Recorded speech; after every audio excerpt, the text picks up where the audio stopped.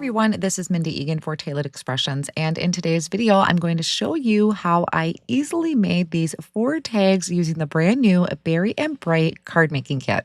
First, let's take a look at the supplies that I'll be using today.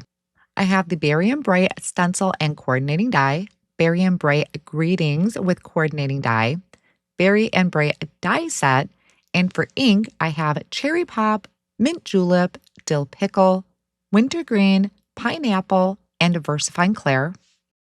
Other supplies I'll be using is standard blending brushes and detail blending brushes, reverse tweezers, my repositionable tape and post-it tape, large pair of scissors and foam strips. I have a silver metallic thread to tie onto my ornaments, thin foam squares, Barely Arts liquid glue, and for cardstock, I have a gold and silver metallic cardstock, sugar cube, and cherry pop. To do my stamping, I have my Misty, and I'll also be using my glass board and glass board buddy. To get started, I'm using a piece of sugar cube cardstock cut to 6 by 6, and I'm placing repositionable tape on the back to secure that down to my work surface. Next, I'm going to take the first layer of the stencil, place that over the top of my cardstock, and hold that down with some post-it tape. There is etchings in the bottom right-hand corner to tell you the order in which to do them in, so that's what I will be following. I'm starting off with a cherry pop ink, and I'm going to cover the entire stencil with this color because it's going to do the flowers and also the berries. Make sure to also ink blend those squares in each of the corners. I placed down the second layer of the stencil, and for this one, I'm going to be doing mint julep, and I'm using a detail blending brush to get into those smaller areas of the stencil. The mint julep really makes the red pop off even more on the front of your panel. My next color and the third layer of the stencil is going to be dill pickle, again using a detail blending brush. This layer you want to be a little careful on because it also has areas to color in the center of the flowers. You may want to actually color those first so you don't risk getting green ink in there in case you get a little lost in the design. But I did bring in pineapple afterwards, again with a detail blending brush. The smaller blending brushes really help get into those smaller areas like that. Our fourth and final layer is going to be using wintergreen, and this is going to finish off the rest of the greenery for these wreath designs. This is a really great, true traditional Christmas color combination, but it would be really fun to experiment with other colors. I'm taking the regular circle die off of the coordinating die set, and I'm going to place that over the top of each of the circles. Hold that down with my post-it tape and then die cut these out. It leaves the perfect amount of room so that I can go through and die cut out each one of my wreaths.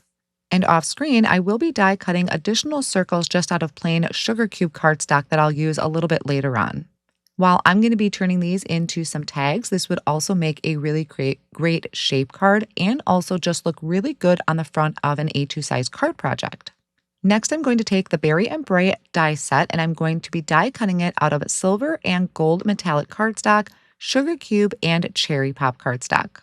The ornament topper I did out of the silver metallic cardstock, but I also die cut it out of a sugar cube cardstock as well. That's going to kind of help give it a finished look and make it look nice on the back. I die cut out the bow out of the cherry pop, and then I die cut the ornament piece out of the gold metallic cardstock and also some white so that we have a place to write our messages and sentiments. Before I start my assembly, I am going to stamp my sentiments. I'm doing one of each of them. There's 4 sentiments on this set. I'm going to be stamping them using my Misty, so I removed the foam insert, and I'm going to be stamping them in Versifying Claire Nocturne ink down onto sugar cube cardstock.